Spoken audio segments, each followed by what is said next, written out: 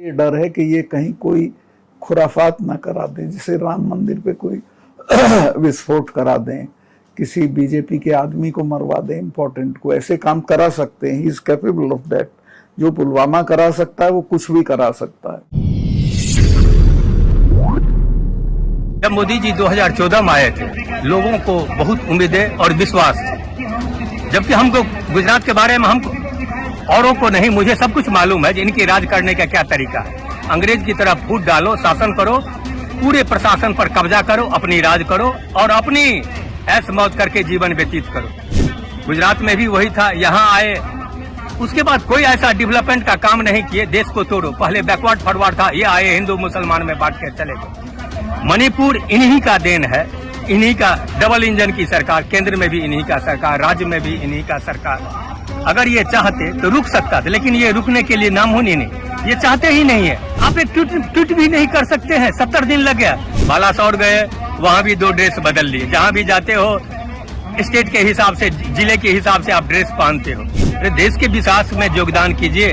वही जो कांग्रेस ने बनाया था आप उसको बेच रहे थे। आप अपनी बना के बेच के देखो ना। कानपुर में आप देखें, एक व्यापारी का 50 किलो सोना लूट लिया था। और कौन लूटा था? दरोगा और इंस्पेक्टर मिलके। बाबूजी, जब प्रशासन ही अब लूट है, दिल्ली पुलिस को देख लीजिए, कहीं भी आप चले जाओ, जहां इनकी सरकार है वहां ये जो चाहते हैं वो करवाते हैं। यूरोपियन देश में मणिपुर के लेके चर्चा हो रही है, ब्रिटेन में चर्चा हो रही है, लेकिन भारत में नहीं। जो बोले उसको जेल में बंद कर दो। ये कहाँ का नियम है? इनके पास में अडानी से लेके सारे तो लूफॉल्स ही है। 2 लुटेरा जो आया था गुजरात से, एक यूपी में पकड़ाया, याद है ना? एक जम्मू में। वो किसका आदमी था अभी बताइए ना? उसमें जो एक लड़का था, जानते हैं वो कौन है? वो लड़का मोदी जी जब चीफ मिनिस्टर थे, उसी का, इन्हीं का, ओएसडी का लड़का था। अभी जो वर्तमान में मुख्यमंत्री है, अभी भी उसका फादर उसी मुख्यमंत्री का ओएसडी का है, ओएसडी के रूप में। तो सब कुछ तो इन्हीं के कारण। जहां भी लूटो, टोटल गुजरात लॉबी काम कर रहा है। अमित शाह किस टाइप के लीडर है ये आप भी जानते हैं, हम भी मुंह से नहीं कहना चाहता। ये सब देश की तोड़ने की साजिश है। आप एक भी एमपी का नाम दिखा दो जो रेसलर पर बोले हो या मणिपुर पर बोले हो, कोई भी MP.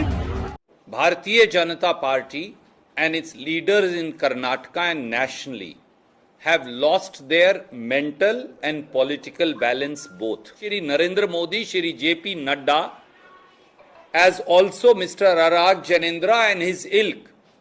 Yes, Khadge Saab's skin is burnt by sheer toiling for the poor of this country, by toiling and working for the downtrodden sections of this country and Karnataka, by serving SC, ST, OBC, minority, youth, women, farmers.